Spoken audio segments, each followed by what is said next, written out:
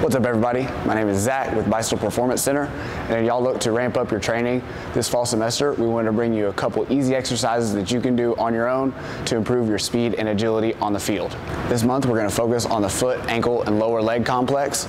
It's one of those things that gets forgotten in many training programs, but it's our only contact with the ground. So improving the capacity to translate the force from your bigger muscles up the chain will have a direct carryover to your movement within a game. The first move we'll start off with is an ankle rocker to improve your range of motion. The ability to achieve deep ankle flexion is important to accelerate quickly. All you have to do is start on one knee and rock your knee out over your toe just as far as you can back and forth while maintaining full foot contact and keeping the heel on the ground. You should feel a good stretch in the back of your calf, and repeat for 10 to 15 reps each side.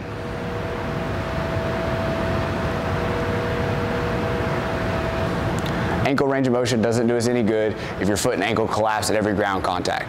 So using this active ankle isometric can help strengthen that and prevent that from happening.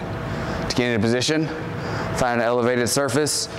You can use a stair at your house or anything just to get your feet elevated just a little bit. Start with the balls of your foot on the edge. Raise your heels as high as you can. Bend the knee out over the toe about 90 degrees, and then take one foot away. Keep that knee bent past the toe and the heel as high as possible, and hold the position for 45 to 60 seconds each side. Feel free to use something to hold on to for balance, but try not to take any of your weight off of the working foot. You can progress all the way up to 2 minutes, and if you get really good, you can hold a light weight in the same side as the working leg. Next, we'll move on to something a little bit more dynamic. These lateral pogo hops are a great option to build elasticity in your calf and Achilles, as well as train the lateral stability of your ankle. This is important to help reduce ankle sprains, as well as improve your ability to cut side to side. The key here is to make sure your foot hits outside your center of mass each rep to force your ankle to invert and evert, similar to how it would when you make a cut on the field. To start, find something to hold on to keep your torso steady and in line, then bounce side to side while spending as little time on the ground as possible. Start with sets of 20 to 30 seconds and count how many reps you can get each side. As you progress, try to make your jumps quicker and get more jumps in the same amount of time. If you notice one side is better than the other, always start with the weaker side to help balance them out over time.